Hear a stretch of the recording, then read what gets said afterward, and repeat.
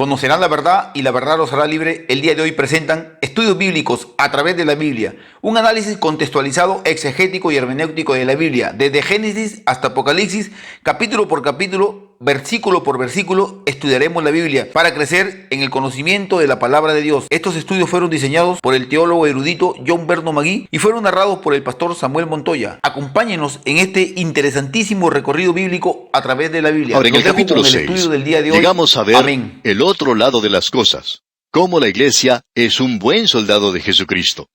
El servicio como soldado de parte de la iglesia es algo importante.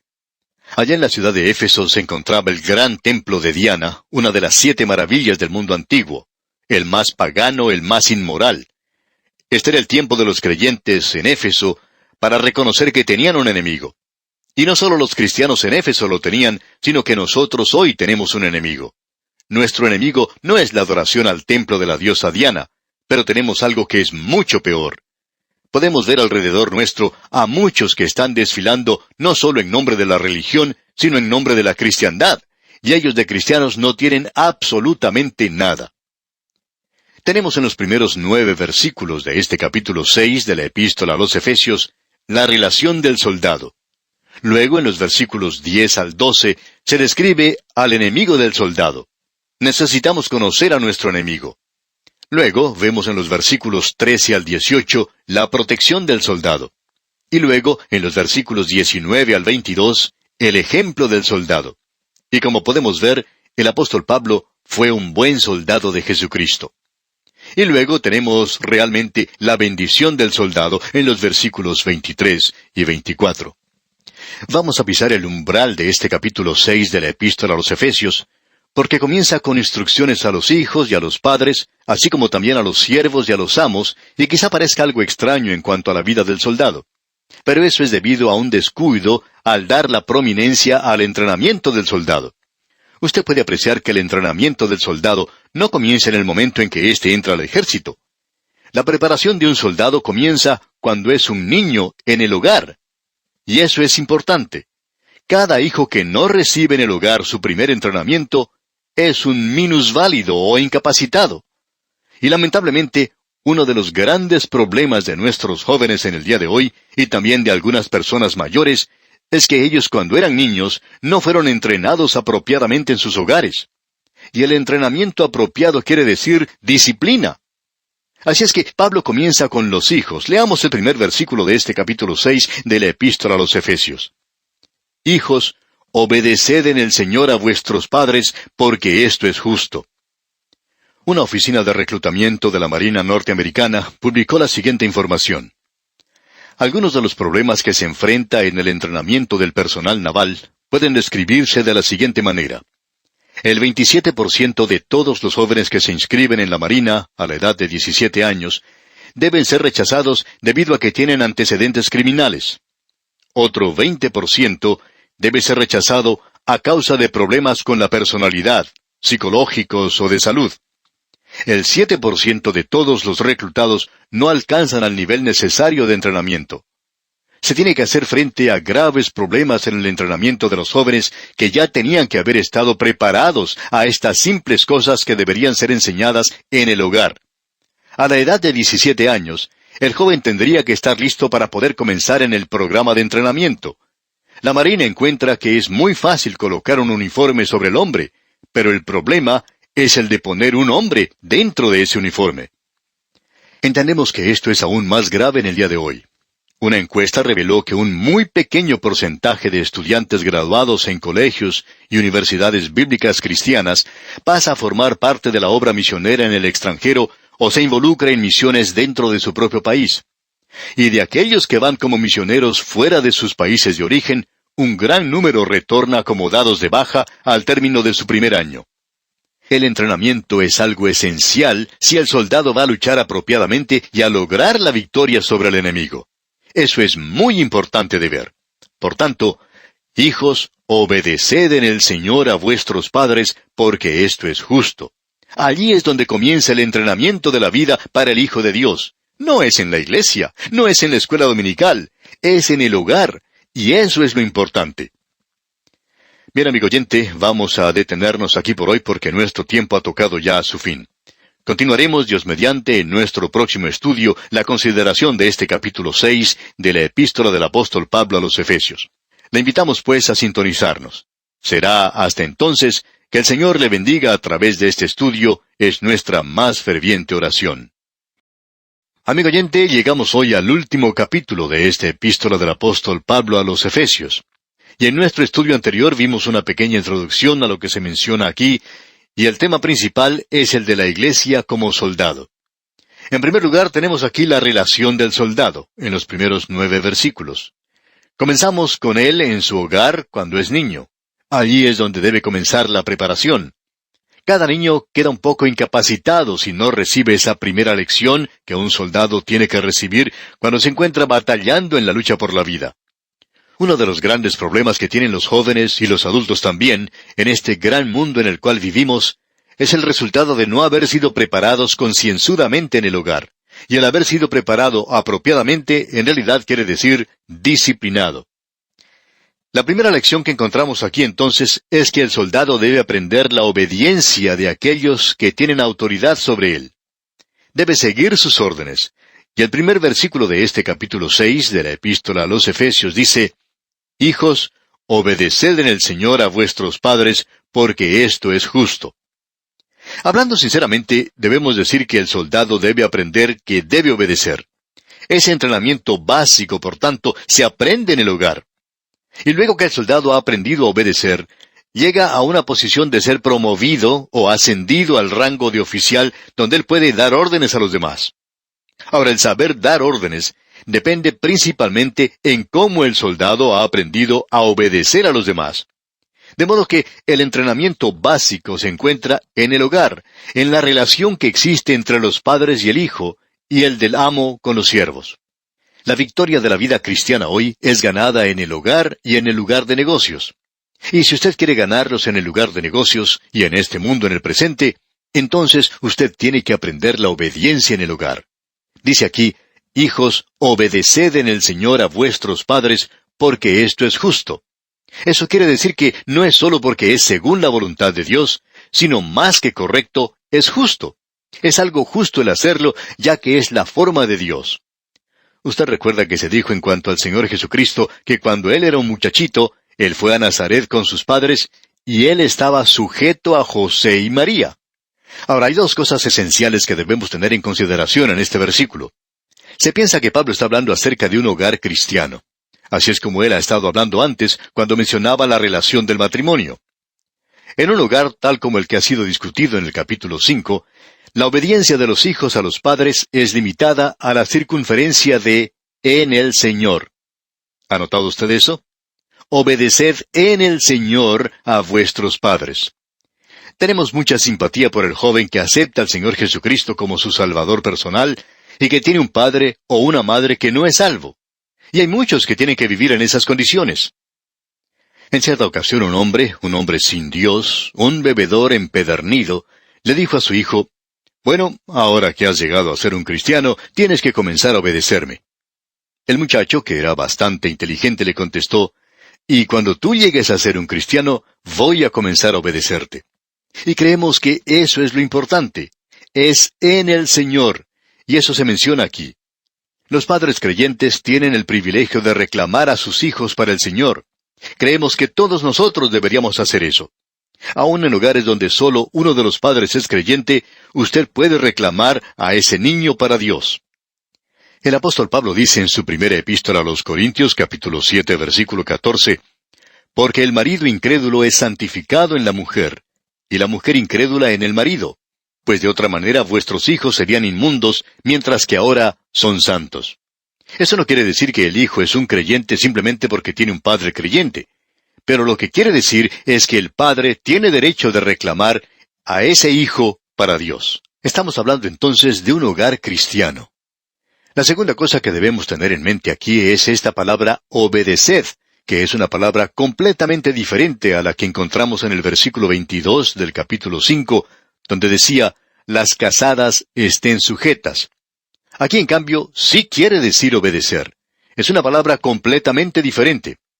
Como usted puede apreciar, amigo oyente, la esposa ocupa un lugar de igualdad con el esposo, y es solo una cuestión de autoridad, eso es todo. Y aquí tenemos que los hijos tienen que obedecer de la misma manera que tienen que obedecer los siervos. Esa misma palabra es repetida en el versículo 5 del capítulo 6, donde dice, «Siervos, obedeced a vuestros amos terrenales». Ahora, la desobediencia a los padres es la última y la más baja forma de desorden y anarquía que ha ocurrido en este mundo. ¿Se ha dado cuenta de eso, amigo oyente? En el segundo versículo de la segunda epístola a Timoteo, capítulo 13, se nos habla acerca de las características de los últimos días. Dice, «En los postreros días vendrán tiempos peligrosos». Bueno, ¿qué es lo que habrá entonces? Los hombres serán amadores de sí mismos. Serán avaros, serán vanagloriosos, serán soberbios, serán blasfemos. Y luego tome nota de lo que dice a continuación, desobedientes a los padres. Esa es una característica de los últimos días. Se escucha tantas veces en el día de hoy de los hijos que en realidad han dado muerte a sus padres, y eso es algo que demuestra la época en que vivimos, y otros son completamente desobedientes. Ahora creemos que llega un día en la vida del joven cuando Dios le ha dado a él una naturaleza que no puede ya soportar la autoridad de sus padres. ¿Por qué? Bueno, es hora de que este joven salga de su hogar y que forme su propio hogar. Eso es lo que ocurre. Dios no quiere que ese joven permanezca atado a las polleras de su mamá toda la vida. Dios quiere que él tenga su propia posición. Pero cuando él comienza, es decir, cuando está pequeñito, él debe ser obediente.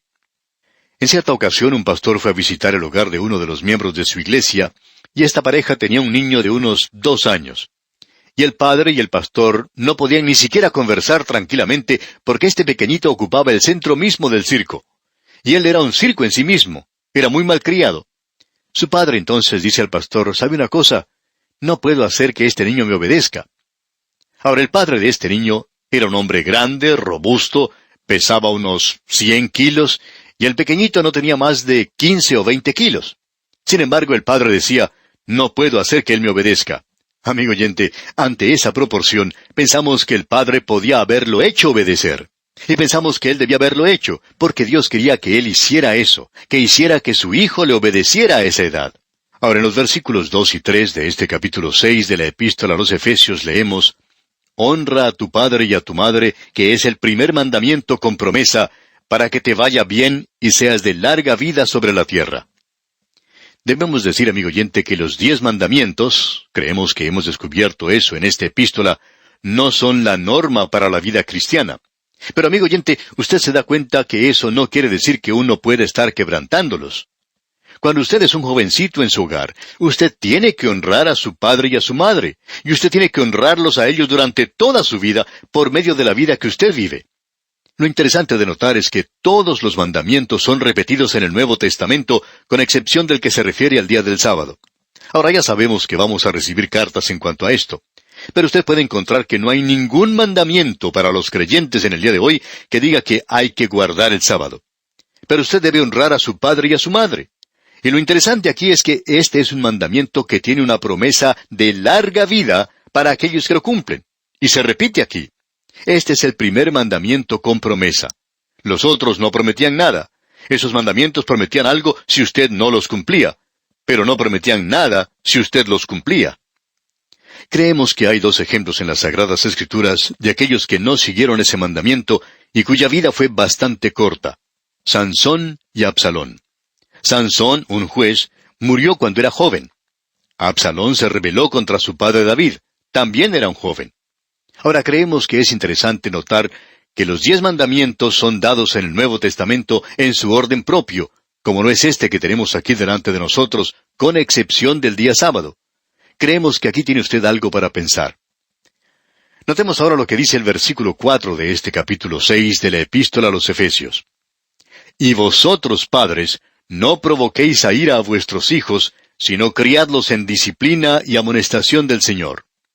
Note usted, criadlos en disciplina y amonestación, o instrucción. Hay que criarlos en la disciplina y la instrucción del Señor. No había un mandamiento como este dado a los padres que estaban bajo la ley. Es que bajo la gracia siempre existe una responsabilidad mutua y obligaciones interactivas. Un padre no tiene que desahogar una disposición mala sobre su hijo, o castigarle cuando expresa del enojo. La obligación de los padres es la de enseñarle a los hijos las verdades de las Sagradas Escrituras y la de vivirlas ellos ante sus propios hijos. No se debe provocar al hijo a la ira. Y como creyente, amigo oyente, usted debe vivir como creyente. Nos damos cuenta que cuando aquí dice padres, se incluye también a las madres. Pero el énfasis, creemos, está en los padres, porque la disciplina y la instrucción del niño es en realidad su responsabilidad, pero también la madre está incluida. Ahora, los hijos no deben ser provocados a la ira, pero esto no quiere decir que ellos tengan que ser tratados como si fueran algo completamente delicado, como una orquídea, o algo que se pueda quebrar fácilmente. El escritor del libro de Proverbios tiene mucho que decir acerca de esto. Él dice, el que detiene el castigo, a su hijo aborrece, mas el que lo ama, desde temprano lo corrige. Eso lo vemos allá en Proverbios 13:24. Es como el padre que castiga a su hijo y le dice, hijo, esto me duele más a mí que a ti. A lo cual el muchacho le contesta, sí, pero no en el mismo lugar. Ahora, en el libro de Proverbios, también podemos leer allá en el capítulo 19, versículo 18, castiga a tu hijo en tanto que hay esperanza, mas no se apresure tu alma para destruirlo. Y también en el capítulo 22, versículo 15 de Proverbios leemos, la necedad está ligada en el corazón del muchacho, mas la vara de la corrección la alejará de él. Y creemos que uno de los grandes problemas en la actualidad con estos jóvenes que se están rebelando en el presente es que necesitan la vara de la corrección, necesitan recibir la disciplina de los padres. También en el capítulo 23 de este libro de Proverbios, los versículos 13 y 14 nos dicen, no rehúses corregir al muchacho, porque si lo castigas con vara, no morirá. Lo castigarás con vara, y librarás su alma del Seol. Cuando uno castiga al hijo, tiene que tener cuidado de no hacerlo en un momento de ira, como vemos bien claramente explicado aquí en la carta a los Efesios. No hay que provocar la ira en los hijos, porque ellos pueden ver que uno está desahogándose cuando está enojado. Pero uno tiene que disciplinarlos, y ellos no morirán por eso. Alguien cuenta que cuando era muchacho, su madre era la que acostumbraba a castigarlo más que su padre, ya que ella siempre estaba en el hogar cuando él estaba creciendo. Él dice que era muy pequeño, pero que no entiende por qué recibía tantos castigos. Y dice que recuerda haber aprendido algo de esos castigos. Una de esas cosas era que cuando ella comenzaba a castigarlo, le hacía doler mucho, y entonces él gritaba a todo pulmón, por así decirlo, «¡Me estás matando! ¡Me estás matando!». Y se dio cuenta él que su madre no quería que él gritara de esa manera. Los vecinos podían escuchar y decir, «Hombre, la madre de ese muchacho lo está matando». De modo que ella dejaba de castigarlo cuando él comenzaba a gritar de esa manera. Y así él disminuía un poco el castigo que estaba recibiendo. Pero por supuesto, amigo oyente, que la madre no lo estaba matando. Tenemos que reconocer, amigo oyente, que si se castiga a los hijos, ellos no van a morir por eso. Y hay que tener eso en mente cuando el niño grita a todo pulmón. Y uno lo puede hacer, y en ese momento también sonreír y decirse, lo estoy haciendo por el propio bien del muchacho. Ahora, en el libro de Proverbios tenemos aún más instrucciones en cuanto a esto. En el capítulo 29, versículos 15 y 17, leemos, la vara y la corrección dan sabiduría, mas el muchacho consentido avergonzará a su madre. Corrige a tu hijo y te dará descanso y dará alegría a tu alma.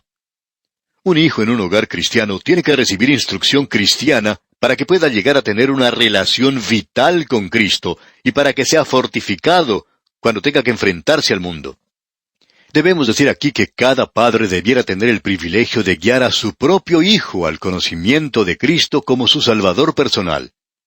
El autor de estos estudios bíblicos, el Dr. J. Vernon McGee, contaba lo siguiente. Mi esposa nunca fue mi asistente como pastor, decía él. Yo insistí en eso. Nunca permití que ella llegara a ser presidenta de la sociedad misionera o que tuviera algún cargo en una organización femenil en algunas de las iglesias donde nosotros servíamos. Ella no era mi asistente. Yo informé eso al comité de la iglesia. Mi esposa es mi esposa. Ella no es la asistente del pastor. Su trabajo es el de cuidar el hogar y nuestra hija. Eso es importante. Mi esposa tuvo un privilegio que temo muy pocos padres tengan en el día de hoy. En cierta ocasión, proseguía contando el Dr. McGee, nuestra hija, que tendría entonces unos 7 u 8 años, estaba jugando afuera y entró a la casa. Ella fue directamente donde su mamá y le dijo, «Mamá, yo quiero aceptar a Jesucristo como mi Salvador.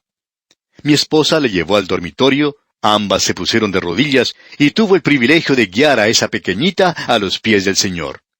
Y amigo oyente, eso es mucho más importante que el tratar de ser un obrero en la iglesia. Hay muchos que trabajan de esa manera en la iglesia y han perdido a sus propios hijos. Amigo oyente, su principal responsabilidad es hacia sus hijos, y es mejor que usted se concentre en ese hijo que tiene. Los creyentes deberían hacer eso en lugar de tratar de arreglar los asuntos de todos los demás y de criar a los hijos de los demás. Lo principal es criar y llevar a su propio hijo al Señor primero. Esa es su primera responsabilidad. Como usted ve, amigo oyente, es fácil para nosotros decir esto por radio porque aquí nadie nos puede tirar piedras por eso, y por eso podemos decirlo.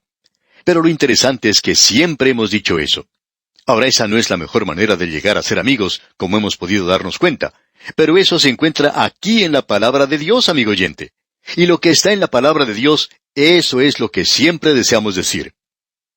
Ahora, en esta carta a los Efesios, notamos que en el versículo 4 de este capítulo 6 que estamos estudiando, se nos dice que la disciplina tiene que ser en el Señor. Leamos una vez más este versículo 4. Y vosotros, padres, no provoquéis a ira a vuestros hijos, sino criadlos en disciplina y amonestación del Señor.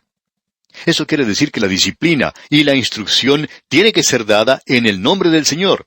Eso es lo importante de notar en este versículo. Ahora, en los versículos 5 al 8, tenemos este tema de los siervos. Notemos aquí lo que dicen estos versículos.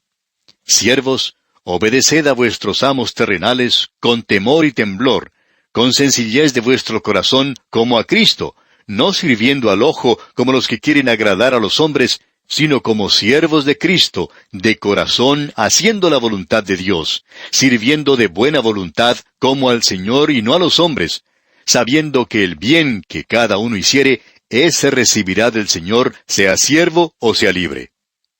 Siervos o esclavos, dice aquí, obedeced a vuestros amos terrenales, o sea, aquellos que están aquí en este mundo, con temor y temblor, con sencillez de vuestro corazón, como a Cristo, no sirviendo al ojo, es decir, mirando siempre al reloj, como los que quieren agradar a los hombres, o sea, tratando siempre de ganar el lado bueno del patrón o el jefe, de corazón haciendo la voluntad de Dios.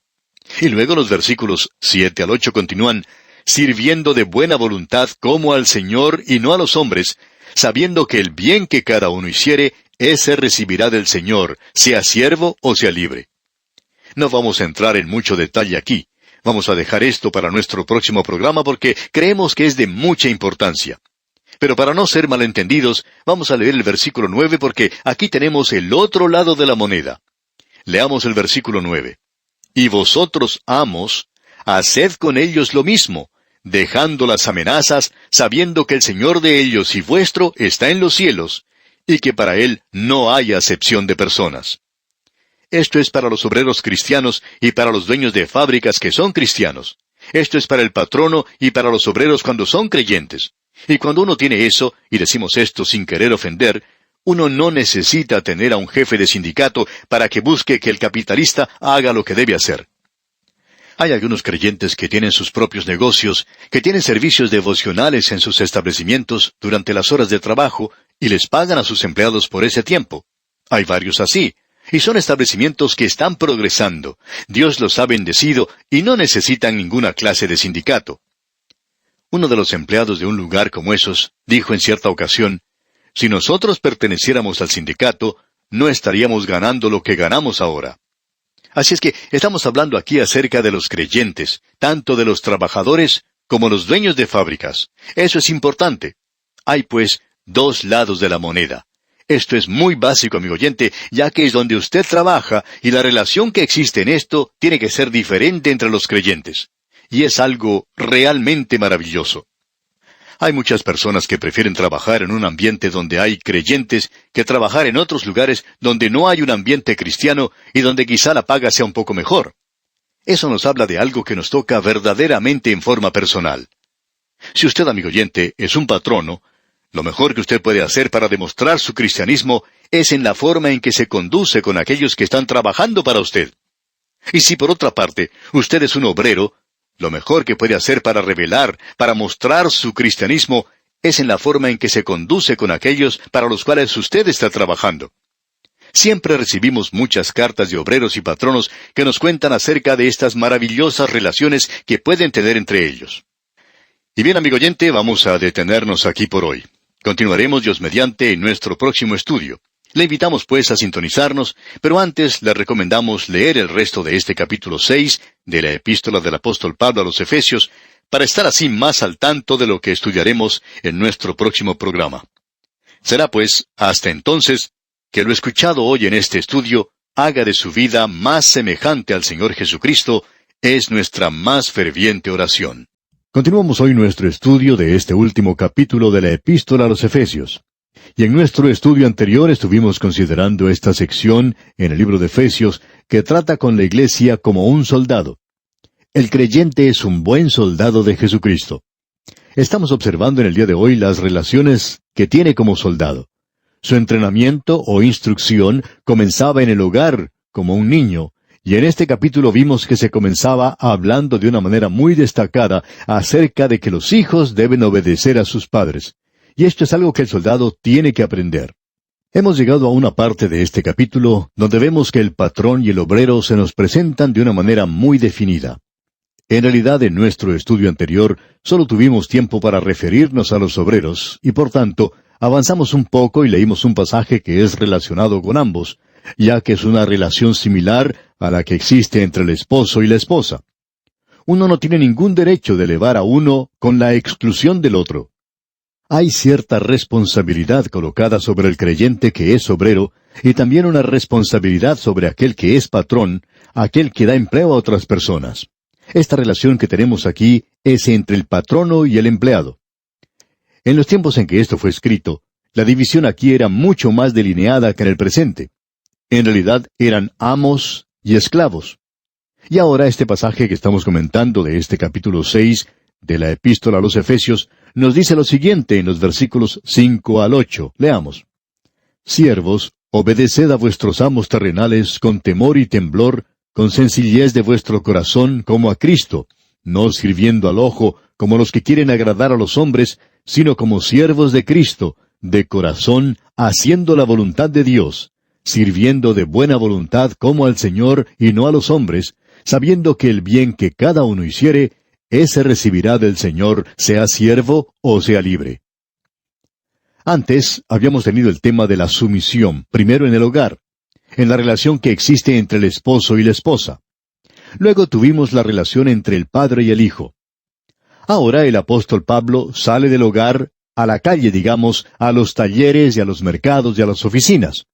Es una situación diferente la que tenemos aquí entre el esclavo y el amo.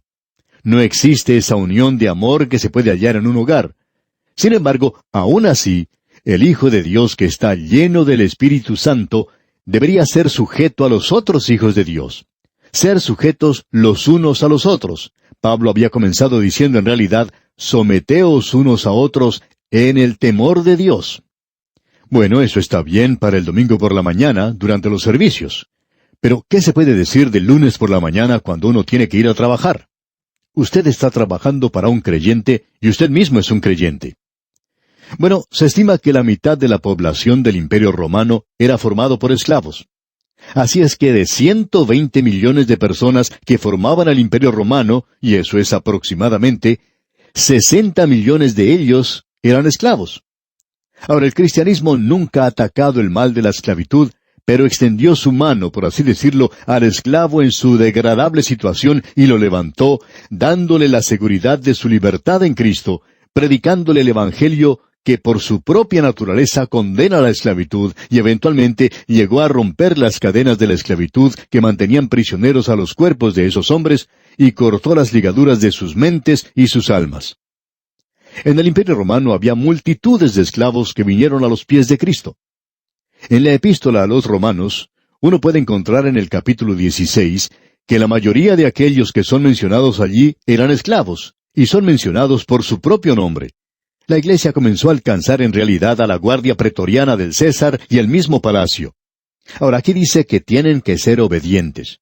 Y la iglesia nunca instigó una revolución contra la malvada práctica de la esclavitud, pero predicaba un evangelio que era mucho más revolucionario que cualquier revolución que haya llegado a ser, porque las revoluciones siempre tienen sus efectos secundarios, que son resentimientos, amarguras y odios que han existido a través de los siglos. Pero cuando el evangelio de Cristo es predicado, puede derribar el muro de separación. Creemos que si nosotros en el día de hoy estuviéramos predicando la palabra de Dios en nuestros propios países, como fue predicada en los primeros días, y aquellos que profesan ser creyentes en Cristo fueran obedientes y leales a quienes debemos nuestra obediencia y nuestra lealtad, tendría un efecto tremendo sobre la vida pública de nuestros países y de nuestra sociedad contemporánea. ¿Sabe, amigo oyente, que un hombre no es un creyente simplemente porque haya hecho una profesión de fe? Y si lo hace solo los domingos, indicando con esto que es un hijo de Dios, eso no es suficiente. ¿Es usted leal a su patrón? ¿Es usted fiel a él? ¿Es usted leal y fiel a su propia familia, a su hogar, a su iglesia, a su pastor? Y cuando uno que profesa ser creyente, o sea que se dice ser creyente, no es leal en estas áreas de su vida, existe la posibilidad que él será desleal a Cristo mismo, y por cierto que no tiene ninguna clase de testimonio. Hay algunos detalles a los cuales tenemos que prestar atención. Aquí se nos dice que se debe obedecer a vuestros amos terrenales. Pablo dice esto en forma clara, que la esclavitud solo corresponde a los cuerpos de los hombres y nunca a las almas de ellos. Y él agrega en este versículo lo siguiente, con temor y temblor. Ahora eso no quiere decir rebajarse servilmente ante el amo, sino que quiere decir que se lo debe tratar con respeto y dignidad. Si hay algo por lo cual no tenemos ninguna simpatía, es para un oficial de la iglesia que pretende ser leal a su pastor enfrente de él y que luego es desleal a sus espaldas. Si usted, amigo oyente, es miembro de un personal en el día de hoy que es desleal de esa manera, bueno, para mí esa es una de las peores cosas que uno puede hacer en esta vida. Uno no puede llegar a hacer una cosa más baja que esa. Usted y yo debemos siempre tratar con gran respeto y dignidad a aquellos que por una razón u otra están sobre nosotros. Y Pablo continúa diciendo aquí que nosotros tenemos que hacer esto con sencillez de vuestro corazón. Y eso quiere decir que no debe haber duplicidad, que no tenemos que ser personas de dos caras. No tratar de halagar siempre a nuestro patrón o jefe cuando él está con nosotros, y cuando él se aparta, entonces le clavamos un cuchillo en la espalda, por así decirlo. Y estas dos cosas no son ni la acción ni la vida de un creyente. Se nos dice aquí que tenemos que hacer estas cosas como al Señor, como a Cristo mismo. Y esto demuestra que el esclavo ha sido elevado de esa baja posición de degradación donde éste sobriamente trabajaba lo menos que podía, y eso solamente cuando su amo lo estaba mirando, pero que ahora es un esclavo de Cristo y Cristo lo ha liberado. Y él tiene que mirar más allá de su amo terrenal en su intención de complacer a su amo en el cielo. Un amo aquí en la tierra solo puede controlar los cuerpos de los esclavos. Y los esclavos de Cristo han entregado sus almas a Él. Sí, aún su completa personalidad. Usted recuerda que Pablo se llama a sí mismo Pablo, esclavo de Jesucristo. Y ahora él dice, sirviendo de buena voluntad. Eso demuestra que su actitud debería reflejar su servicio cristiano. Cuando un hijo de Dios, ya sea esclavo o amo, patrón o empleado, llega al punto donde el motivo principal de su vida es el de complacer a Cristo, entonces, amigo oyente, los obstáculos presentados por los patronos y los obreros son superados fácilmente. Creemos que nuestros días tienen una nueva clase de esclavitud y que está desparramándose sobre todas las naciones de este mundo. Y esta no es una esclavitud simplemente del cuerpo, sino también de la mente. Tal esclavitud, creemos nosotros, es mucho más perniciosa y letal que la que existía en el Imperio Romano. Y multitudes están dispuestas a hacer cualquier clase de sacrificio en el día de hoy hacia una ideología foránea. Y usted puede llamarle a eso con cualquier nombre que quiera. Esto lo demuestran algunos estudiantes universitarios. Estos jóvenes se han entregado a Cristo y antes dedicaban sus estudios a la economía política. Y hubo una época cuando ellos estaban prácticamente esclavizados en esta forma de economía política a un sistema en particular. Ahora han sido liberados de eso. Como dijo cierto universitario, antes yo pensaba que podíamos manipular la economía y que nosotros podíamos hacer que todo el mundo prosperara y que todos llegaran a ser felices. Pero ahora puedo ver que solo Cristo es capaz de realizar eso en nuestra sociedad. Eso no quiere decir que nosotros no tenemos que hacer algo para alcanzar eso, sino que nos demuestra que podemos conocer cuándo nuestro objetivo es limitado y que solo Cristo puede realizarlo. ¿Qué es entonces en el día de hoy lo que puede romper las cadenas de la esclavitud? Es solo el poder del Evangelio de Cristo. Él dice, si el Hijo os libertare, seréis verdaderamente libres. Cristo es quien nos ofrece la libertad. Piense usted, amigo oyente, en los miles que en el día de hoy están atrapados y esclavizados por las drogas, por el alcohol. Es alarmante ver la forma en que el alcoholismo domina las vidas de multitudes en el día de hoy. No queremos entrar a tratar este tema en este momento, pero estamos hablando, sin embargo, acerca de una esclavitud que está a nuestro alrededor. Una persona que está trabajando para otra debería servirla como al Señor Jesucristo, no como simplemente a un patrón que es su superior. Ahora, Saulo de Tarso era el esclavo de una ideología. Él era un fariseo. Y cuando él vino a Cristo, fue liberado. E inmediatamente, aun cuando él se había entregado a un nuevo amo, dijo, ¿qué quiere, Señor, que yo haga? Y él se convirtió en un esclavo de Jesucristo. Esa es la posición que se puede alcanzar, como podemos apreciar. Es la alta posición a la cual el Señor Jesucristo ha elevado al empleado también. Él ha dignificado la labor del obrero. No importa si un hombre está trabajando en un taller, o es un barrendero en las calles, o trabajando en una oficina, o si es un minero que trabaja en las entrañas de la tierra, o un agricultor arando en su campo. Cada uno de ellos puede decir, si en realidad es un hijo de Dios, puede decir, yo sigo al Señor Jesucristo. Cuando William Carey, ese gran misionero, presentó su solicitud para salir como misionero al extranjero, él en ese entonces tenía la profesión de ser zapatero. Así era, él hacía zapatos. Y una persona que trataba de humillarlo le preguntó, ¿cuál es su oficio? Él no era un ministro ordenado, por tanto dijo, mi oficio es el de servir al Señor y hago zapatos para pagar los gastos. Un siervo de Cristo. Ah, amigo oyente, el llegar a ser esa clase de obrero en el día de hoy puede cambiar el sistema laboral completamente. ¿Y qué podemos decir ahora acerca del amo? ¿Qué se puede decir acerca del patrono? Bueno, recordemos que estamos hablando a los creyentes. Leamos entonces el versículo 9 de este capítulo 6 de la Epístola a los Efesios. Y vosotros, amos, haced con ellos lo mismo, dejando las amenazas, sabiendo que el Señor de ellos y vuestro está en los cielos, y que para Él no hay acepción de personas. Usted debe comprender que si usted es un patrono, ante Cristo usted es simplemente otro hombre nada más. Para Él no hay acepción de personas. Lo que es aplicado a los obreros también puede aplicarse a usted. Usted llega a formar parte de la misma categoría y usted tiene que tener un amo, y su amo es Cristo.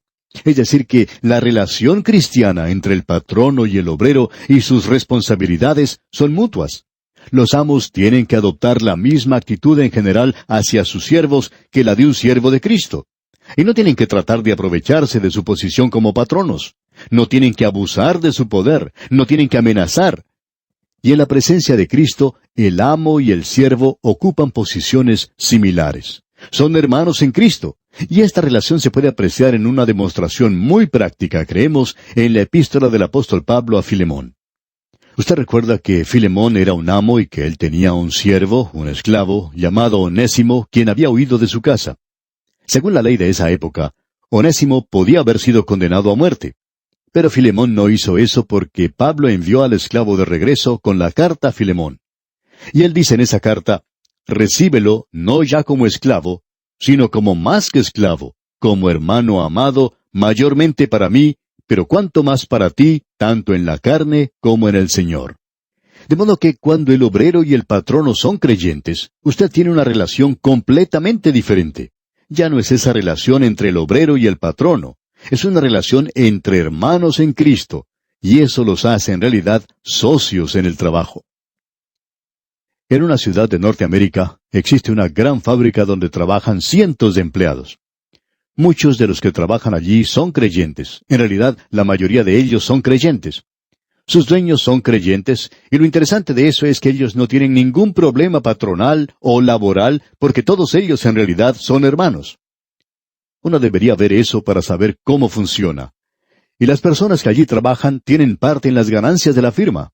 Uno de los que trabaja en ese lugar dijo en cierta ocasión, ¿sabe una cosa? Me da resultado el trabajar duro aquí porque yo puedo compartir en las ganancias. Permítanos decirle, amigo oyente, que eso hace una gran diferencia en las relaciones patronales en el día de hoy. Bien, llegamos ahora al tema de este capítulo, que es la iglesia como soldado. El creyente es un buen soldado de Jesucristo. Y vamos a ver ahora, de la misma forma en que hemos visto el entrenamiento de los soldados, vamos a ver sus relaciones. Lo vemos a él en el hogar, allí es donde Dios comienza con él. Y luego lo vemos saliendo a actuar en el mundo, y él es un empleado o un patrono. Él tiene que ser lo uno o lo otro. Y como hijo de Dios tiene que contribuir para el bienestar de nuestra sociedad contemporánea. Tiene que producir algo de una forma o de otra. Así es que tenemos aquí presentada esa relación. Pero ahora llegamos a ver algo que es muy importante. Vemos al enemigo del soldado porque se presenta una batalla en la cual tiene que luchar. No podemos llegar a desarrollar esto en este día, pero vamos a ver que una de las cosas que quizás sea más malentendida en el día de hoy es que el Hijo de Dios se encuentra en una batalla, y que la batalla se está desarrollando a un nivel espiritual. Recientemente hicimos una declaración que ha causado un poco de controversia, lo que podemos comprender, ya que dijimos que hay veces en que el lugar más peligroso donde uno puede estar es en la iglesia los domingos por la mañana. Usted sabe, amigo oyente, que en Jerusalén, el lugar más peligroso donde uno podía haber estado la noche que Jesucristo fue arrestado, no era entre ese grupo de fariseos o con los delincuentes del bajo mundo, sino que el lugar más peligroso de esa noche tendría que haber sido el aposento alto donde se encontraba Jesucristo. ¿Y sabe por qué? Porque allí se encontraba Satanás. Él había puesto en el corazón de Judas Iscariote el deseo de traicionarlo. Satanás se encontraba allí, y si Judas Iscariote estuviera aquí con nosotros en el día de hoy, y aún Simón Pedro, creemos que ambos nos podrían testificar del hecho de que ese era el lugar más peligroso en Jerusalén en esa noche. Así es que nosotros necesitamos reconocer cuál es el lugar donde se está desarrollando la batalla en el día de hoy. Es una batalla espiritual que está realizándose en este mismo momento. Y aquí, amigo oyente, vamos a detenernos por hoy. Continuaremos, Dios mediante, en nuestro próximo programa. Le invitamos, por lo tanto, a sintonizarnos. Mientras tanto, le sugerimos que complete usted el estudio, o por lo menos la lectura de este capítulo 6 de la Epístola a los Efesios. Gracias, pues, una vez más por su atención, y deseamos que las bendiciones del Señor sean abundantes en su vida. Llegamos hoy, amigo oyente, a una sección en esta Epístola a los Efesios que lamentablemente no recibe la atención que necesita. Antes de entrar en esto, quisiéramos decir algo de la mejor manera que podamos. Existe en nuestros días mucha discusión y argumento en los círculos de los creyentes, y gran parte de esto está teniendo lugar entre los creyentes fundamentalistas. Hay quienes opinan que hay algunos que no son tan fundamentalistas como deberían ser, y hablan mucho acerca de la separación y toda esa clase de cosas. También hablan acerca de la doctrina. Creemos que para esta hora usted ya se habrá dado cuenta que yo represento la posición fundamentalista, y no me preocupa declararme en esa posición. Soy premilenialista, pretribulación y dispensacionalista. Y creo en todo esto, amigo oyente. Pero en realidad, que me cansa un poco, hablando honradamente, cuando escucho personas que insisten en el dispensacionalismo.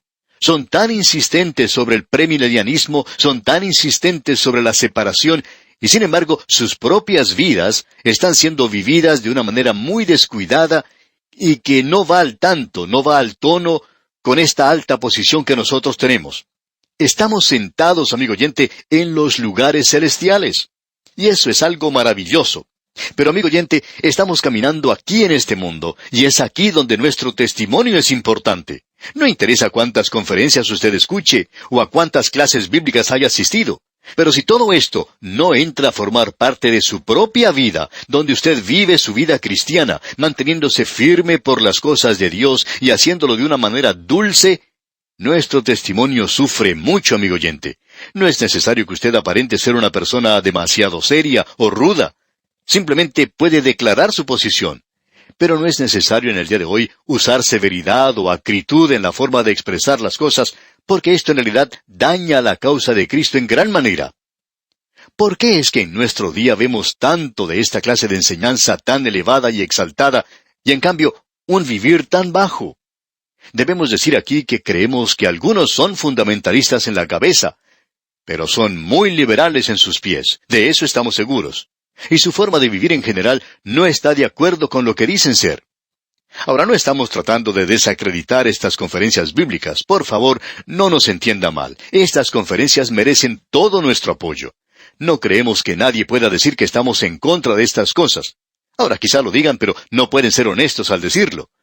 Lo que estamos diciendo, amigo oyente, ahora, es que existe cierto peligro al pensar en el día de hoy que ya que uno tiene cierto conocimiento intelectual de ciertas cosas, ya que hemos aprendido un vocabulario y somos capaces de delinear nuestra posición en una forma clara y fluida, y porque hacemos eso, que de alguna forma u otra eso es todo lo que se necesita, y respaldado por esos argumentos podemos vivir una vida cristiana descuidada.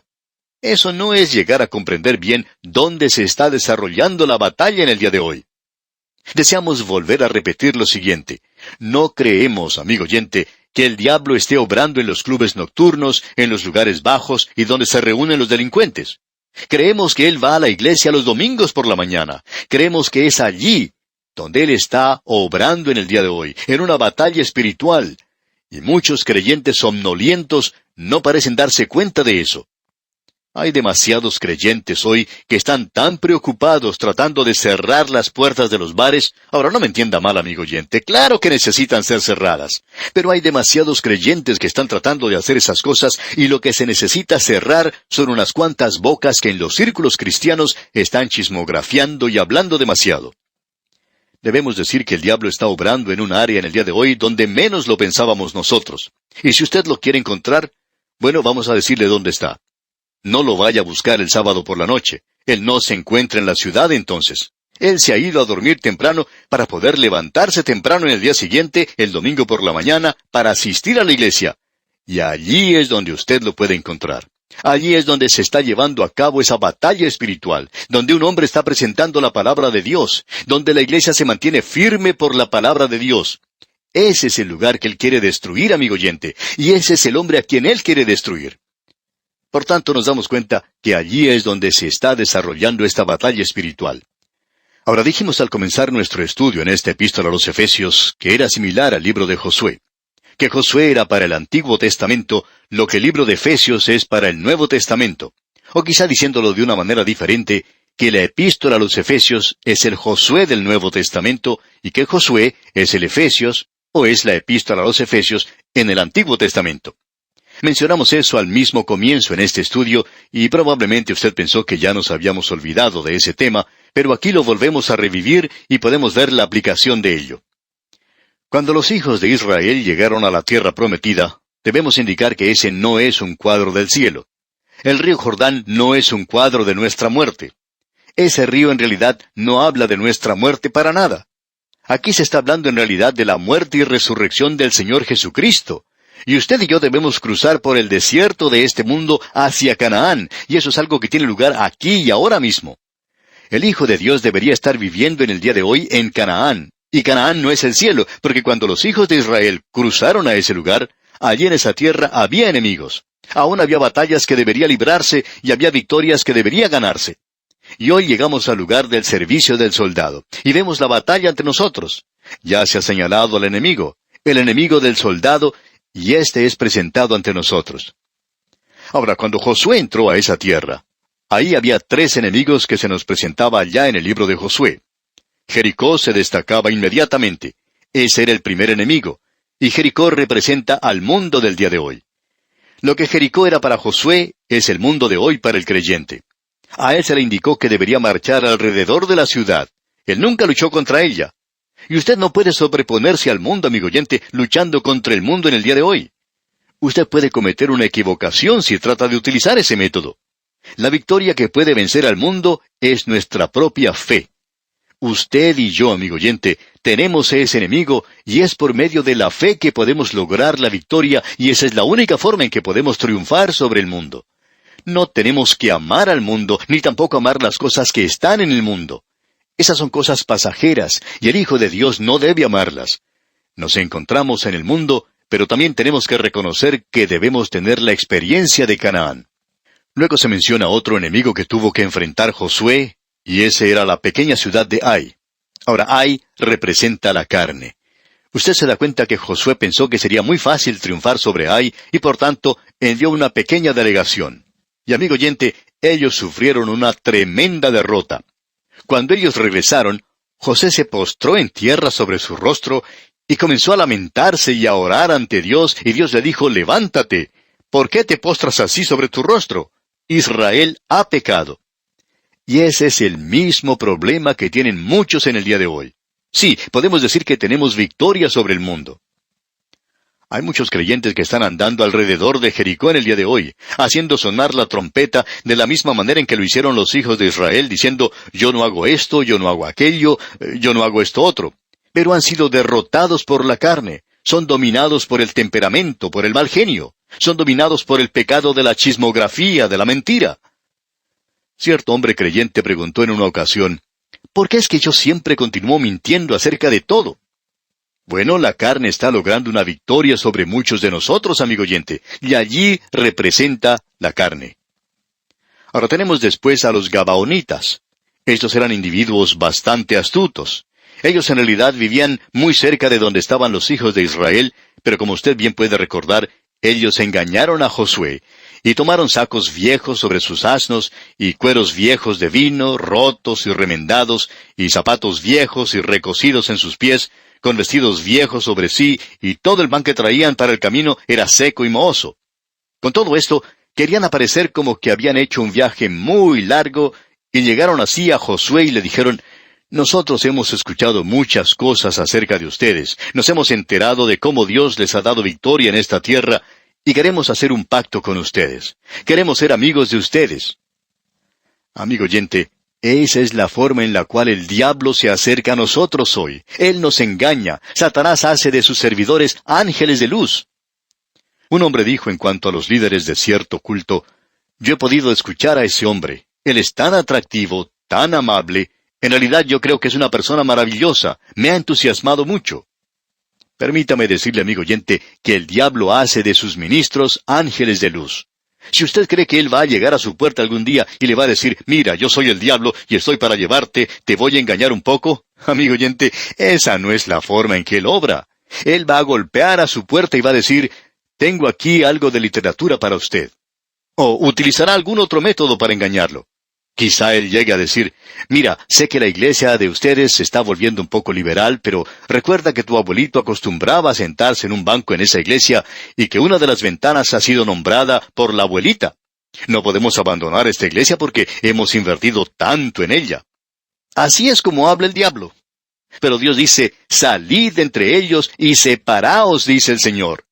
Y el Señor lo dice de una manera amable y dulce, pero luego el diablo lo imita a él. El diablo dice de una manera muy cariñosa, nosotros lo necesitamos aquí, quédese con nosotros. Y eso es lo que sucede. El diablo es muy sutil, amigo oyente, y los Gabaonitas engañaron a Josué, y él hizo un tratado con ellos, y ellos son los únicos que le causaron a él problema. Por supuesto, en lo relacionado a Ai, él tuvo que confesar su pecado. Dios dijo, Israel ha pecado. Ese pecado debía ser juzgado y quitado del medio antes de que Dios pudiera darles una victoria. Esa es la forma en la cual nosotros podemos triunfar en la carne, si confesamos nuestros pecados. ¿Pero qué podemos decir en cuanto a los Gabaonitas? Bueno, amigo oyente, si usted va a aliarse con ellos, entonces se va a ver derrotado. No hay ninguna duda en cuanto a eso. Escucha, amigo oyente, ¿qué es lo que podemos hacer? Bueno, no lo podemos hacer por nosotros mismos. Usted y yo no podemos hacerle frente al diablo. Y ni siquiera se nos ha dicho qué debemos usar contra él. El Señor es quien se encarga de esta guerra. Escuche lo que dicen los versículos 10 al 12 de este capítulo 6 de la Epístola a los Efesios. Por lo demás, hermanos míos, fortaleceos en el Señor y en el poder de su fuerza. Vestíos de toda la armadura de Dios, para que podáis estar firmes contra las acechanzas del diablo. Porque no tenemos lucha contra sangre y carne, sino contra principados, contra potestades, contra los gobernadores de las tinieblas de este siglo, contra huestes espirituales de maldad en las regiones celestes. Ahora, ¿a qué es lo que él se está refiriendo aquí? En esta ocasión está hablando acerca de maldad espiritual, hablando de aquello que es satánico. Notemos lo que dice este versículo 10. Pablo está acercándose ahora al final de la epístola y dice, Por lo demás, hermanos míos, fortaleceos en el Señor y en el poder de su fuerza. Amigo oyente, usted no puede triunfar sobre el diablo basándose en su propia fuerza y su poder. Volvamos a leer los versículos 10 y 11 de este capítulo 6 de la Epístola a los Efesios. Por lo demás, hermanos míos, fortaleceos en el Señor y en el poder de su fuerza. Vestíos de toda la armadura de Dios, para que podáis estar firmes contra las acechanzas del diablo. Tenemos que ser fuertes, fortalecidos en el Señor. Eso es lo necesario. Ahí es el único lugar donde usted y yo necesitamos buscar poder y debemos reconocer eso. Pablo continúa diciendo que estos enemigos que están alrededor de nosotros en el día de hoy son enemigos espirituales. Por tanto, necesitamos hoy poder espiritual para poder vencerlos, y es así que necesitamos vestirnos de la armadura de Dios. Ahora vamos a observar esa armadura en detalle, digamos de paso. Es importante que veamos lo que eso es, ya que solo la armadura de Dios puede enfrentarse y triunfar sobre la estrategia y el ataque de Satanás. Es que Él tiene toda clase de armamento. Él tiene sistema de cohetes espirituales. Y usted debe tener un sistema anticohete si va a vencerlo. Y esa es la única forma en que se puede lograr. Por tanto, el soldado cristiano necesita reconocer que no tiene que luchar contra un enemigo que es de carne y sangre. No existe ningún hombre que es nuestro enemigo y contra el cual debemos luchar. El enemigo es espiritual y la lucha es espiritual. Y es necesario destacar aquí que la carne del creyente no es el enemigo contra el cual se debe luchar. El creyente tiene que reconocer que su carne está muerta y dejar que Dios obre. La forma de victoria sobre el mundo, como hemos podido ver, es mediante la fe, a través de la fe. El luchar contra la vieja naturaleza solo lo llevará a una derrota. Pablo tuvo esa experiencia y la relata en el capítulo 7 de su epístola a los Romanos. El mundo es el enemigo del creyente, y aún así, el camino a la victoria sobre el mundo no es mediante la lucha. El apóstol Juan nos dice, no améis al mundo ni las cosas que están en el mundo. Si alguno ama al mundo, el amor del Padre no está en él, porque todo lo que es nacido de Dios vence al mundo, y esta es la victoria que ha vencido al mundo, nuestra fe. El diablo es el enemigo de cada creyente, y él ha preparado para la batalla a todos sus seguidores. Y esta lucha que se menciona aquí en este versículo 12 se refiere a la lucha cuerpo a cuerpo contra las fuerzas espirituales del mal. Repitamos lo que dice el versículo 12 de este capítulo 6 de la Epístola a los Efesios. Porque no tenemos lucha contra sangre y carne, sino contra principados, contra potestades, contra los gobernadores de las tinieblas de este siglo, contra huestes espirituales de maldad en las regiones celestes. Esta es la lucha que se está desarrollando, y los ángeles caídos, digamos de paso, de Satanás, se ven en este conflicto que tiene lugar en los cielos. En el libro de Daniel, creemos, hay una de las mejores ilustraciones en cuanto a esto. El capítulo 10 del libro de Daniel describe que hay un enemigo espiritual que tenemos que derrotar. Tenemos que aclarar aquí, antes de seguir adelante, que alrededor nuestro existe un mundo demoníaco y se está manifestando a sí mismo en la hora presente. En los Estados Unidos, por ejemplo, existen algunas iglesias que se llaman las iglesias de Satanás, y allí están ocurriendo cosas muy raras con esta clase de grupos. Esto es, amigo oyente, algo real y verdadero. Si usted no cree en cuanto a lo que estamos diciendo, usted debería abrir sus ojos y ver lo que está ocurriendo a su alrededor en la actualidad, de cómo tantas personas están siendo atrapadas en estas cosas y llevadas por caminos equivocados.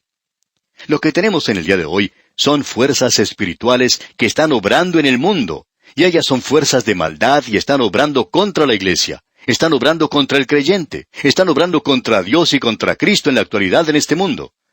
Es ridículo poder pensar que de alguna forma u otra usted y yo podemos hacer frente a esto. Quizás usted no le dé importancia a todo esto, amigo oyente, pero eso está ocurriendo a nuestro alrededor. Ahora, principados quiere decir que hay demonios que tienen bajo su dominio a las naciones.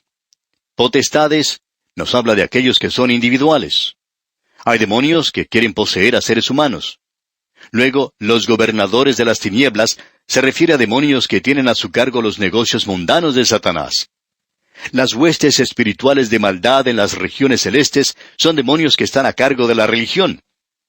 Creemos que estos tienen la mejor organización que existe en el día de hoy, y es una organización, amigo oyente, donde Él está manipulando a este mundo en el presente. Amigo oyente, Debemos decir aquí que el diablo está dominando gran parte de este mundo en la actualidad. El quebrantamiento de corazón, los dolores de corazón, el sufrimiento del día de hoy, las tragedias, todo esto, amigo oyente, es la obra de Satanás entre bastidores, y eso es la que está causando grandes problemas en el mundo de hoy. Antes de finalizar, permítanos leer lo que mencionamos hace un momento. Allá en el capítulo 10 del libro de Daniel, en los versículos 12 y 13, Daniel está haciendo una oración y él no recibió una respuesta. Él había hecho esa oración por 3 semanas, digamos de paso.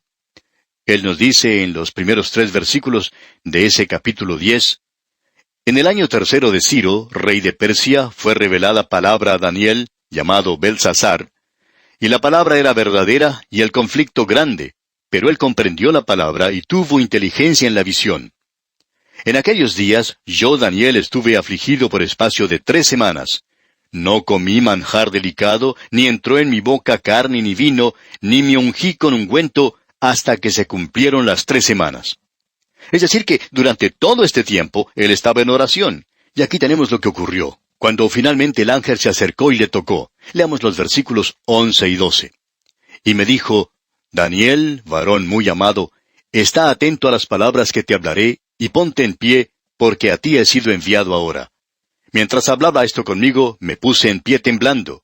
Entonces me dijo, Daniel, no temas, porque desde el primer día que dispusiste tu corazón a entender y a humillarte en la presencia de tu Dios, fueron oídas tus palabras, y a causa de tus palabras yo he venido. Ahora Daniel podía haber dicho, bueno, ¿y dónde has estado? Pero escuchemos la respuesta en el versículo 13 del capítulo 10 del libro de Daniel. Mas el príncipe del reino de Persia, y ese era un demonio, se me opuso durante 21 días, pero he aquí Miguel, uno de los principales príncipes, vino para ayudarme, y quedé allí con los reyes de Persia. Él dijo, tuve que regresar a buscar refuerzos. Bien, amigo oyente, hasta aquí es donde podemos llegar en el día de hoy, pero vamos a volver a tomar esto en nuestro próximo estudio. Hay una batalla espiritual que se está desarrollando en el día de hoy, y amigo oyente, cuando usted va a la iglesia un poco somnoliento, usted puede ser derrotado porque allí es donde se está realizando la batalla. Y aquí vamos a detenernos por hoy. Sin embargo, le recomendamos leer la última parte de este capítulo 6 de la Epístola a los Efesios, que trata con la iglesia como un soldado de Jesucristo. Al despedirnos, oramos que el Señor le permita a usted estar firme contra las acechanzas del diablo. Hasta pronto, y que Dios le bendiga. Regresamos hoy, amigo oyente, al capítulo 6 de esta carta a los Efesios, y vamos a comenzar considerando este importante versículo 13. Pero nuevamente quisiéramos repetir que nos encontramos en este último capítulo del libro que nos habla de la iglesia como soldados de Jesucristo, y que el creyente individualmente debería ser un buen soldado de Jesucristo. Aquí se nos dice lo que nosotros debemos hacer como soldados. En realidad todo esto comenzó mucho antes con esa relación entre el esposo y la esposa. Y hemos podido ver en esta carta aquí que cuando una pareja está llena del Espíritu, puede llegar a conocer lo que el verdadero amor matrimonial es. Nunca llega a ser un asunto de la mujer dominando al hombre o del hombre dominando a la mujer, sino que el hombre ocupa su lugar, en el cual él es el agresor en todas las relaciones, aun en la relación física. Y por tanto, él es el instigador, el que comienza, y ella es la que tiene que responder. Usted recordará a Abigail, por ejemplo, una mujer que no pudo responder a un hombre insensato como lo era su esposo Nabal, especialmente en lo que él le hizo al rey David. En realidad, Abigail le salvó la vida a Nabal en esta oportunidad porque David le hubiera dado muerte si no hubiera sido por la intervención oportuna de Abigail. Así es que diríamos que ella era una buena esposa, una esposa sabia. Y hay muchas ocasiones cuando la mujer tiene que tomar las riendas, digamos, en el hogar, y conocemos a muchos hogares que son así.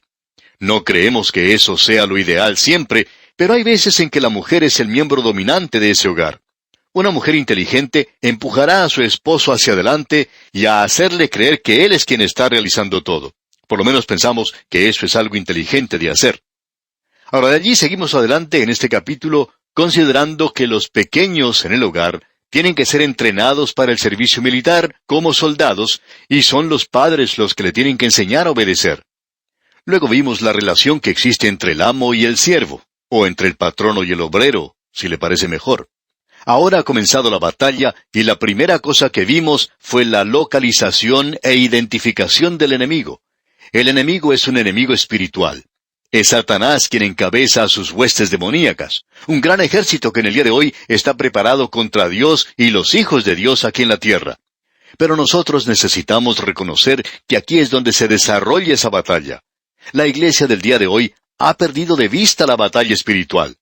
Nosotros pensamos que si tenemos un hermoso edificio para la iglesia y que si tenemos gran cantidad de gente asistiendo a los servicios y que si el dinero está entrando a la tesorería, bueno, que eso quiere decir que todo está andando como por rieles, sobre ruedas. Y amigo oyente, no es allí donde se pierde la batalla. Eso puede ser una indicación de eso. Cuando la iglesia comienza a endeudarse, por ejemplo, eso es una indicación de que algo anda mal más adelante, y quiere decir que quizá haya algo malo en cuanto a los asuntos espirituales, especialmente si la iglesia ha tenido la reputación de financiarse a sí misma. Luego nos damos cuenta que la batalla se lleva a cabo en términos espirituales. ¿Están siendo edificados los miembros de la iglesia en las cosas santas? ¿Se está enseñando la palabra de Dios? ¿Existe un espíritu de amor y de cooperación entre los miembros? ¿Se ha reducido a un mínimo la chismografía? Y hablando del chismoso, ¿es esa la persona que es condenada y no necesariamente la mujer que usa maquillaje?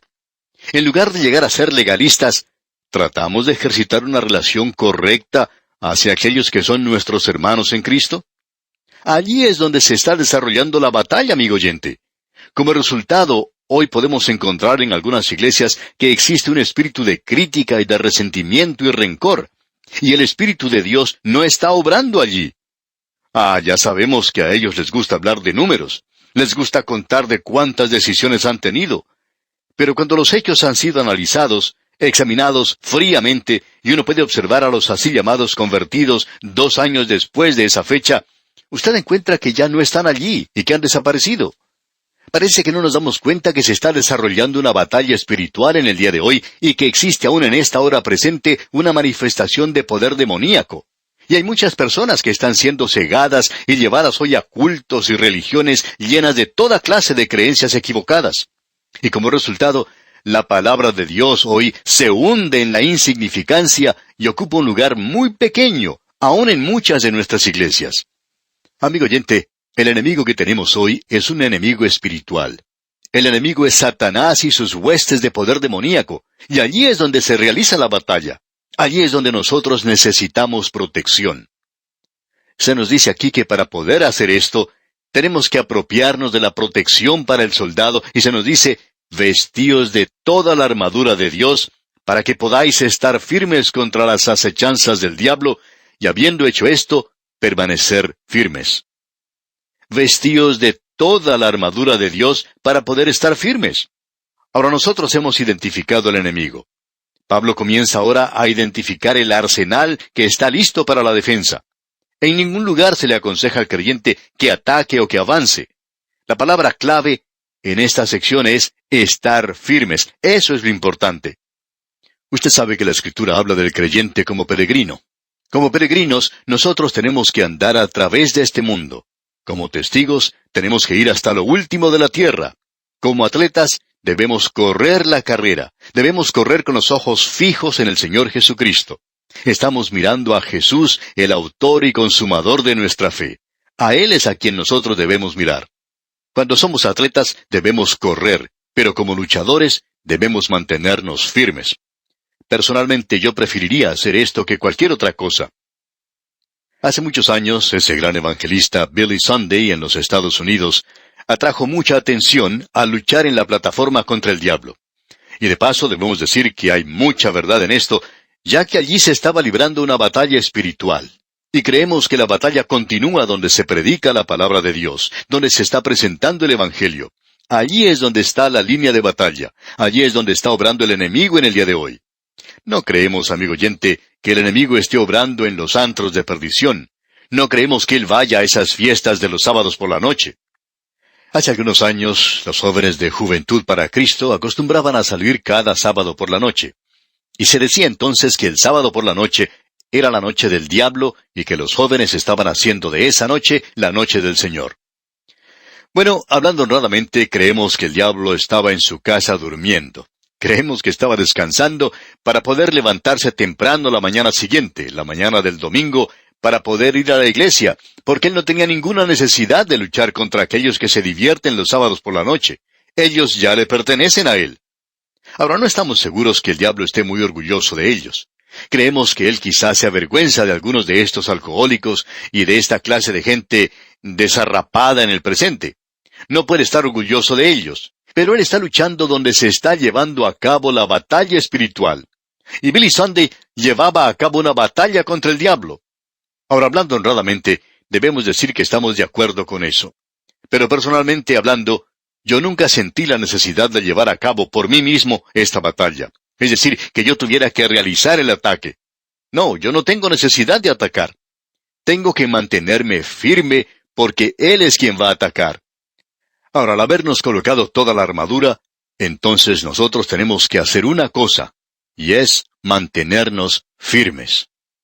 No nos entusiasma mucho el escuchar a un grupo de creyentes derrotados cantar «Firmes y adelante, huestes de la fe».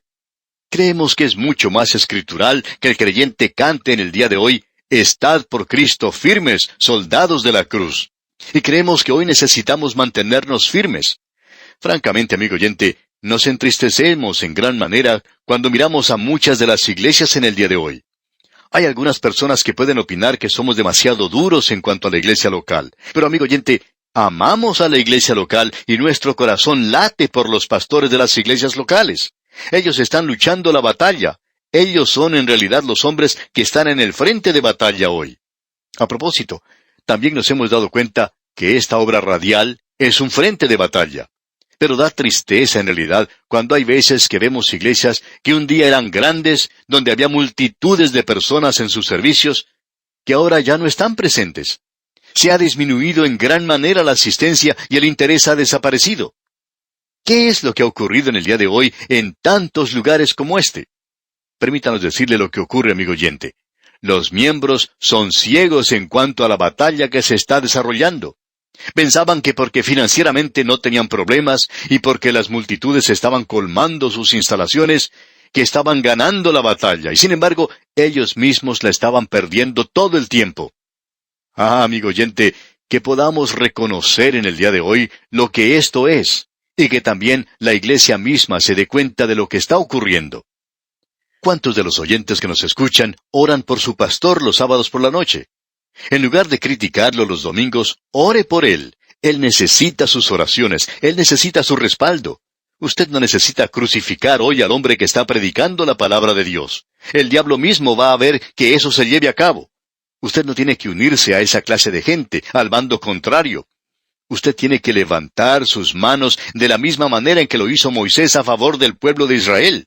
Allí es donde está el problema en la actualidad. Esa es la dificultad que enfrenta la iglesia local, y es por eso que nuestro corazón sufre en cuanto a estos hombres en el día de hoy. Ahora notemos lo que Pablo está diciendo aquí en el versículo 14 de este capítulo 6 de su epístola a los Efesios. Dice, «Estad pues firmes». Amigo oyente, pensamos que el apóstol Pablo está tratando de decirnos que debemos mantenernos firmes. Leamos pues el versículo 14 y el 15 también. Estad pues firmes, ceñidos vuestros lomos con la verdad, y vestidos con la coraza de justicia, y calzados los pies con el apresto del Evangelio de la paz. Por cuarta vez aquí el creyente recibe la orden de mantenerse firme. Creemos que este es el único lugar donde encontramos a Pablo diciendo las cosas tal como son, y hablando como sargento, diciendo un mandamiento, firmes. Antes, cuando comenzó esta sección, él dijo, «Yo pues, preso en el Señor, os ruego que andéis como es digno de la vocación con que fuisteis llamados». Ahora nos llega la orden de parte de él, firmes. Esa es la orden del día de hoy, amigo oyente. Debemos estar firmes contra las acechanzas del diablo, porque él nos puede superar a nosotros si no tenemos la armadura. Queremos que usted note esta armadura. Debemos tener ceñidos nuestros lomos con la verdad, y eso es algo muy importante. En la vestimenta antigua de aquel día, en el uniforme del soldado, esa faja o cinturón que ceñía los lomos permitía que todo lo demás de su uniforme se mantuviera en su lugar. Y cuando uno perdía esa parte, entonces, amigo oyente, bueno, para decir verdad, perdía todo. Cuando uno pierde su cinturón, pues se le caen los pantalones, ¿verdad? Y sabemos que hay muchos chistes para que la gente se ría cuando ven a un hombre corriendo o luchando y se le comienzan a caer los pantalones. Eso parecería ser algo chistoso. Y a propósito, se cuenta de una batalla en el pasado que fue ganada por un general inteligente, quien indicó a sus hombres que se internaran en el campo enemigo mientras dichos soldados dormían, y que lo único que ellos debían hacer era cortarles con un cuchillo el cinturón a los soldados enemigos. Bueno, amigo oyente, usted ya se puede imaginar lo que ocurrió a la mañana siguiente, cuando estos soldados trataban de luchar, procurando evitar que se les cayeran sus pantalones en la batalla. Este general, pues, pudo obtener una victoria de esa manera. Así es que este cinturón está siempre manteniendo todo en su lugar. Y nosotros tenemos que estar ceñidos con la verdad. Ahora, ¿qué es la verdad? Es la palabra de Dios, amigo oyente. Hay muchas personas hoy que están dando sus testimonios, y pensamos que más bien se deberían sentar. Sí, ya sabemos que no estamos siendo muy amables hoy, y esperamos que usted nos perdone, por favor. Pero queremos hablar de aquello que está en nuestro corazón, porque, honradamente hablando, alguien necesita presentar la palabra de Dios en el día de hoy, y queremos presentarla de la forma en que está escrita. Hay personas en el día de hoy que están dando su testimonio y tienen algo muy emocionante que contar. Algunos han sido artistas, otros han sido deportistas o personas muy importantes. Pero, amigo oyente, ellos no saben más acerca de la Biblia que una ovejita que está pastando en el campo. Son completamente ignorantes. Lo que ellos necesitan hacer es ceñirse sus lomos con la verdad. Eso es lo que más necesitan. Necesitan conocer la palabra de Dios, porque algunos de ellos están diciendo cosas muy tontas en realidad, y terminan muchas veces por apartarse a cosas que no tienen ningún sentido. Y por último, llegan a perder su testimonio. ¿Por qué? Simplemente porque no han ceñido sus lomos con la verdad. Y es muy importante el que usted tenga un conocimiento, cierto conocimiento de la palabra de Dios, antes de levantarse ante el público y hablarle a la gente. Esa es la razón por la cual muchos de estos testimonios son tan emocionantes al escucharlos. Pero proceden de parte de gente que está allí delante de uno y que están a punto de perder su vestimenta espiritual. Tienen que sostenerlos ellos mismos porque no están ceñidos sus lomos con la verdad. Y eso es lo que se necesita en el día de hoy. Usted puede notar que aquí hay algo más que se menciona. Y tenemos que hablar de esto. Cada parte de la armadura en realidad nos habla de Cristo. Nosotros estamos en Cristo allá arriba y debemos ponérnoslo a Él aquí abajo. Pablo ya nos había dicho eso. Poneos a Cristo. Él es quien es la verdad, digamos de paso. Y usted y yo deberíamos ponérnoslo a Él en nuestras vidas. Permítanos repetir, amigo oyente, que un testimonio que no glorifique a Jesucristo no debería mencionarse. Hay muchas de estas personas que se glorifican a sí mismas. Yo era un gran atleta, o yo hacía esto o aquello, o yo estoy entregando este maravilloso don a Jesucristo, y créanme que Él tiene mucha suerte que yo llegue a formar parte de sus seguidores, porque Él no es mucha cosa, y aquellos que le siguen tampoco son mucha cosa, y es maravilloso que Él me pueda tener a mí. Amigo oyente, usted puede considerarse agraciado si lo tiene a Él, de eso estamos seguros. Por cierto que el Señor no recibió mucho cuando nos recibió a usted y a mí. Y aún en estos días tenemos al hombrecito que realmente no puede decir mucho. Tiene que ser alguien grande a los ojos de este mundo para poder hacerlo. Debemos en realidad tener nuestros lomos ceñidos con la verdad. Y Cristo es la verdad. Y solo la verdad puede hacer frente al error en el día de hoy. Luego se nos dice, vestidos con la coraza de justicia. Ahora, Cristo es la justicia del creyente. Pensamos que aquí se menciona una justicia práctica. Los trapos de inmundicia de nuestra propia justicia no llegan a formar esta coraza. Pero pensamos que debajo de ella debe haber un corazón y una conciencia que no está molestando a la persona porque no está bien con Dios. Existe pecado en su vida, y solo la justicia de Cristo puede permitir que el creyente se ponga firme delante del hombre y ante Dios. Pero el corazón que va a ser protegido debería ser un corazón que no está condenando a la persona. Es algo terrible el tener pecado en nuestra vida y tratar de continuar en la batalla. Nunca llegaremos a triunfar de esa manera. Luego se nos dice aquí, calzados los pies con el apresto o la preparación del Evangelio de la paz. Los zapatos o el calzado son necesarios para estar firmes, como podemos ver. Y nos hablan del fundamento. Usted, amigo oyente, tiene que tener un fundamento sólido. La preparación es el fundamento. Cuando al soldado se le enseña a combatir cuerpo a cuerpo, se le dice que tiene que estar con sus pies clavados en el suelo. Amigo oyente, ¿tiene usted sus pies anclados en la roca? El Evangelio es la única forma con la cual el creyente debe tocar al mundo. Es su fundamento en este mundo y nuevamente Cristo es ese fundamento. Porque nadie puede poner otro fundamento que el que está puesto, el cual es Jesucristo. Amigo oyente, debemos ponernos a Cristo. Ah, cuánto le necesitamos hoy al enfrentarnos a un mundo en oposición y también la maldad espiritual en las tinieblas de este mundo. Solo así, amigo oyente, podremos asegurar una victoria completa. Bien, amigo oyente, vamos a detenernos aquí por hoy. Dios mediante, continuaremos en nuestro próximo programa, donde culminaremos este estudio de la epístola del apóstol Pablo a los Efesios. Le sugerimos estudiar los versículos 16 hasta el final del capítulo 6. Contamos pues, amigo oyente, con su siempre fiel y valiosa sintonía. Será pues, hasta entonces, es nuestra oración que usted esté siempre listo a compartir el Evangelio de nuestro Señor Jesucristo. Amigo oyente, vamos a dedicar un poco más de tiempo en esta última parte de nuestro estudio de la epístola a los Efesios, como lo hicimos en el programa anterior. Y lo hacemos porque creemos que hay una gran necesidad de enseñar, y estamos enseñando la palabra de Dios, y hay una gran necesidad de enseñar y de amplificar algo que no aclaramos bien cuando estudiamos cierta porción en particular, y no deseamos ser malentendidos. Esperamos hacer esto de vez en cuando porque estamos bastante avanzados en este programa a través de la Biblia. Y hay muchas personas que están un poco confusas y dicen, bueno, pero ustedes no explicaron eso claramente. Y amigo oyente, deseamos ser bien claros, deseamos explicar las cosas con claridad. Esa es una de las cosas que estamos intentando hacer.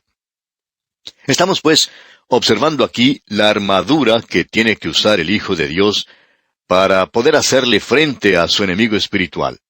En realidad, la armadura es una armadura espiritual en la que tenemos que estar firmes, y esa armadura es Cristo, el Cristo viviente. En el Antiguo Testamento, cuando estudiamos el libro de Job, vimos que esto fue expresado aún por Satanás al describir cómo Dios protege a los suyos. En Job, capítulo 1, versículo 10, respondiendo Satanás a Jehová, dijo, ¿no le ha cercado alrededor a él y a su casa y a todo lo que tiene? Y como vimos en nuestro programa anterior, hay bastante que hablar acerca de esta armadura. Ahora, antes de leer el versículo 16 de este capítulo 6 de la epístola a los Efesios, debiéramos decir que probablemente hemos visto ya lo que es una parte muy importante de la armadura. Y es que se debe tener ceñidos vuestros lomos con la verdad, y que eso es la palabra de Dios. Cristo es la verdad, y necesitamos conocerle y conocer el poder de su resurrección. Necesitamos vestirnos con la coraza de justicia, que es Cristo. Él ha sido hecho justicia para nosotros, y eso es lo único que puede hacerle frente al diablo en el día de hoy.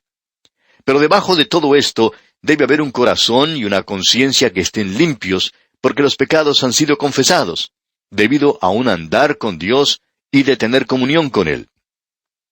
Y luego debemos tener nuestros pies calzados con el apresto o la preparación del Evangelio de la paz. Eso indica que debemos tener un buen fundamento en el día de hoy. Si estamos plantados en una roca resbaladiza, el diablo no va a tener ningún problema en derribarnos. Y si usted, amigo oyente, está plantado sobre la arena, permítanos decirle también que puede ser derribado con toda facilidad. Ahora, los versículos 16 al 18 de este capítulo 6 de la epístola a los Efesios dicen, sobre todo, tomad el escudo de la fe, con que podáis apagar todos los dardos de fuego del maligno. Y tomad el yelmo de la salvación, y la espada del Espíritu, que es la palabra de Dios, orando en todo tiempo con toda oración y súplica en el Espíritu, y velando en ello con toda perseverancia y súplica por todos los santos. Este escudo del que estamos hablando aquí, literalmente quiere indicar una puerta, y era el escudo para la infantería pesada. El escudo era como una gran puerta, y el soldado se mantenía detrás de ella, completamente protegido. ¿Ha notado usted alguna vez en la palabra de Dios que Cristo es la puerta de salvación, y que Él es también la puerta que protege al creyente del enemigo de afuera? Ese es el cuadro que uno tiene de Él, demostrado allá en el capítulo 10 del Evangelio según San Juan. Por ejemplo, en el versículo 9 de ese capítulo dice, «Yo soy la puerta. El que por mí entrare, será salvo, y entrará y saldrá, y hallará pastos». Eso habla de la salvación. ¿Y qué acerca de la seguridad? Bueno, notemos lo que dicen los versículos 27 y 28 de ese mismo capítulo 10 de Juan. «Mis ovejas oyen mi voz, y yo las conozco y me siguen, y yo les doy vida eterna, y no perecerán jamás, ni nadie las arrebatará de mi mano». Bueno, amigo oyente, eso es protección, ¿no le parece? Aquí tenemos el escudo de la fe. La fe en el día de hoy nos permite asirnos, agarrarnos del Señor Jesucristo, y eso es muy importante. Lo interesante aquí es que la fe nos permite mantenernos firmes detrás de esa puerta, aun cuando el enemigo nos esté lanzando sus dardos de fuego. Sí, amigo oyente, Él los está lanzando contra nosotros de una manera rápida y furiosa. El Dr. J. Vernon McGee, autor de estos estudios bíblicos, cuenta que en cierta ocasión él tenía dudas y tuvo que dirigirse al Señor en oración y decirle que él no podía creer en la palabra de Dios, y que si esto no era posible, o sea, si él no podía creer en la palabra de Dios, pues que no podía continuar en el ministerio y estaba listo para salir de él.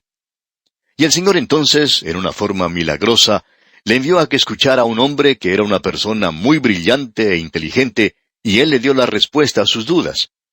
Y señalaba el Dr. McGee que allí fue cuando comenzó a darse cuenta que cuando los dardos de fuego del maligno iban dirigidos hacia él, y no encontraba ninguna forma de responder, lo único que tenía que hacer era colocar el escudo de la fe. Y amigo oyente, esto es algo importante de notar, que el escudo de la fe, por cierto, ha podido derribar todos los dardos de fuego del maligno. Refería también el Dr. McGee que al recordar la historia de la creación, eso le molestaba mucho. Decía él que estaba listo a dejar el ministerio porque no podía aceptar ciertas cosas. Y hablando francamente, el problema no estaba con su mente, aunque él pensaba que así era. El Dr. McGee prosiguió diciendo que su problema simplemente consistía en no conocer lo suficiente de la palabra de Dios, y lo único que le restaba hacer era tomar el escudo de la fe. Y si alguien venía a él y le decía algo que podría molestarle, entonces tomaba una vez más el escudo de la fe. En cierta ocasión, un hombre hablaba con un creyente acerca de las excavaciones que se estaban realizando en Israel, y este hombre dijo, «Supongamos que alguien descubre algo aquí que pueda probar que la Biblia está equivocada. ¿Cuál posición tomaría usted?» «Pues bien», le contestó el creyente, «yo tomaría el escudo de la fe, y eso apagaría todos los dardos de fuego del maligno, porque ya he aprendido que más tarde puedo encontrar la respuesta correcta». Y esto es interesante, amigo oyente. Es bueno notar cómo esto obra al avanzar en nuestra vida. En cierta ocasión se puso en duda el hecho de si fue Juan quien escribió el Evangelio de Juan o no. Y creemos que eso ya ha sido establecido plenamente en el día de hoy. Pero había dudas en cuanto a eso en cierta ocasión. Y los dardos de fuego, amigo oyente, eran lanzados rápida y furiosamente, y van a continuar viniendo de esa forma.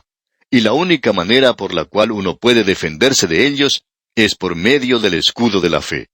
Es como una gran puerta.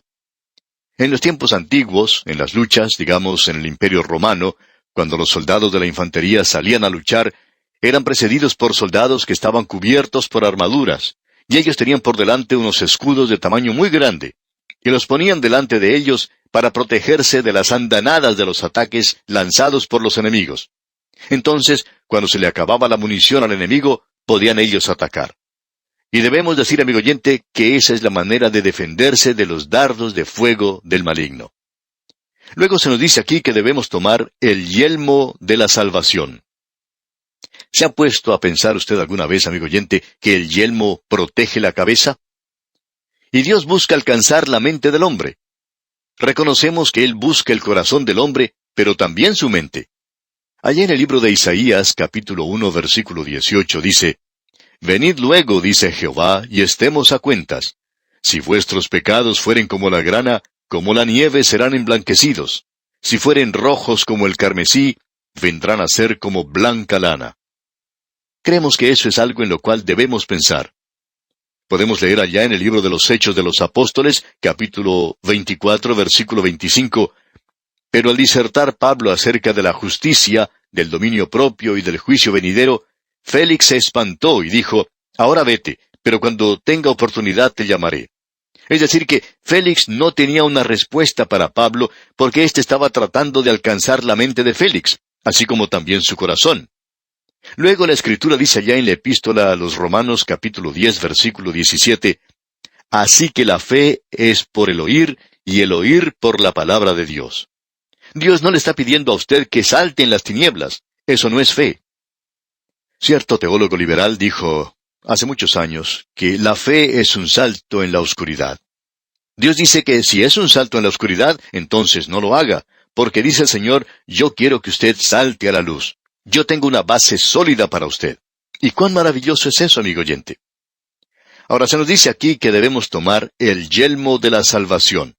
Bueno, Cristo es la salvación del pecador, y Él es quien recibe toda la gloria en todo. El penacho sobre el yelmo es Cristo. Él ha sido hecho para nosotros salvación. Y cuando Cristo nació se dijo, llamará su nombre Jesús, porque Él salvará a su pueblo de sus pecados. Y el apóstol Pablo le dijo a los tesalonicenses, allá en su primera carta, capítulo 5, versículo 8, pero nosotros, que somos del día, seamos sobrios, habiéndonos vestido con la coraza de fe y de amor, y con la esperanza de salvación como yelmo. Usted puede apreciar, amigo oyente, que todas las partes de la armadura han sido preparadas para la defensa. ¿Ha notado usted eso, amigo oyente? Todo es para la parte delantera de la persona. No hay nada preparado para la retirada. Si usted se retira, entonces va a ser alcanzado de la misma forma en la que lo fue el rey Joram cuando él estaba huyendo de la batalla en su carroza. Allí es cuando él fue alcanzado. Y amigo oyente, cuando un creyente está en retirada, es una presa fácil para el enemigo. El enemigo puede alcanzarlo en cualquier momento. Tenemos luego aquí solo dos armas para la ofensiva. La primera es la espada del Espíritu, que es la palabra de Dios. ¿Había notado eso?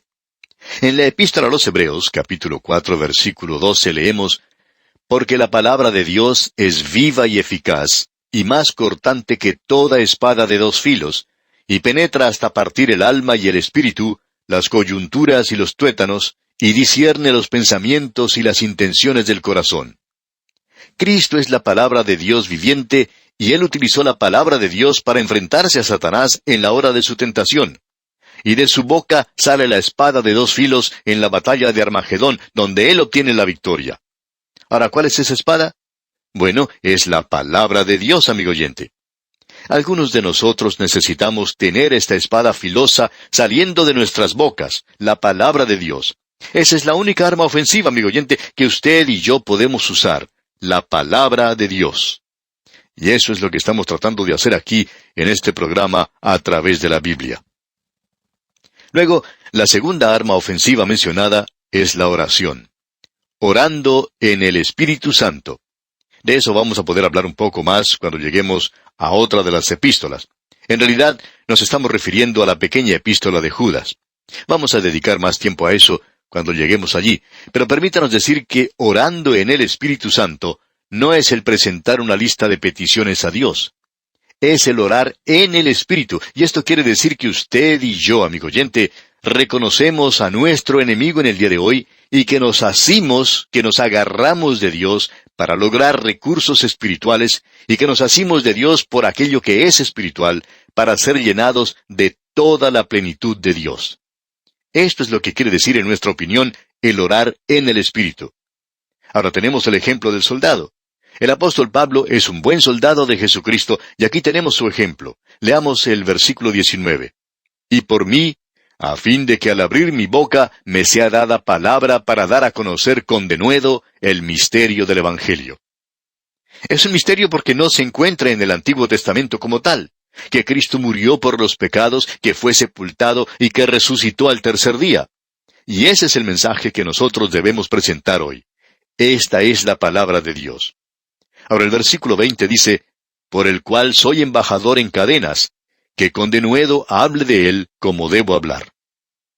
Y amigo oyente, permítanos decirle que esa es la oración que deseamos aquí, para que nos sea dado entendimiento, para que nos sea dada una osadía tal que podamos declarar la palabra de Dios. ¿Cuán importante es para nosotros el hacer esto? Luego Pablo dice en el versículo 21 de este capítulo 6 de su epístola a los Efesios, para que también vosotros sepáis mis asuntos y lo que hago, todo os lo hará saber Tíquico, hermano amado y fiel ministro en el Señor. Tíquico era el pastor de ese lugar. Más adelante, Juan llegó a ser el pastor de esa iglesia en Éfeso. Y continúa en el versículo 22, el cual envié a vosotros para esto mismo, para que sepáis lo tocante a nosotros y que consuele vuestros corazones. El apóstol Pablo tenía una verdadera preocupación e interés por los hermanos.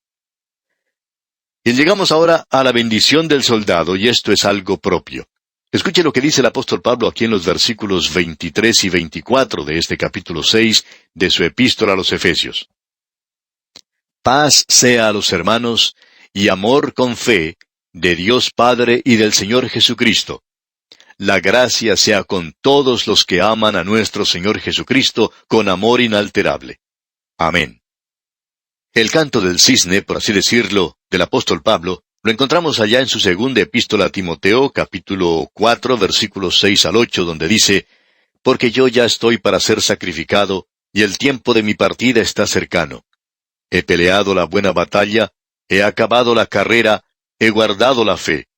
Por lo demás, me está guardada la corona de justicia, la cual me dará el Señor juez justo en aquel día, y no solo a mí, sino también a todos los que aman su venida. ¡Cuán hermoso es todo esto que estamos observando aquí, amigo oyente! Y Pablo concluye esta carta a los Efesios con estas hermosas palabras.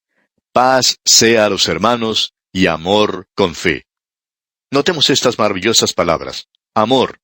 Quiere decir el amor para los otros creyentes, lo cual es el fruto del Espíritu.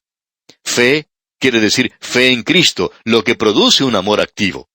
Y luego tenemos aquí esa palabra maravillosa, hermosa, esa palabra paz. Y esta es la paz de Dios que sobrepasa todo entendimiento. Qué hermosa, maravillosa es esta epístola a los Efesios. Y así, amigo oyente, concluimos este viaje que hemos realizado por la carta del apóstol Pablo a los Efesios. Esperamos que el estudio que hemos hecho haya sido de bendición para usted, como lo ha sido también para nosotros. Y ahora, para terminar, permítanos mencionar una vez más estas maravillosas palabras del apóstol Pablo, aquí en el capítulo 6 de su epístola a los Efesios, versículo 24. La gracia sea con todos los que aman a nuestro Señor Jesucristo, con amor inalterable. Amén.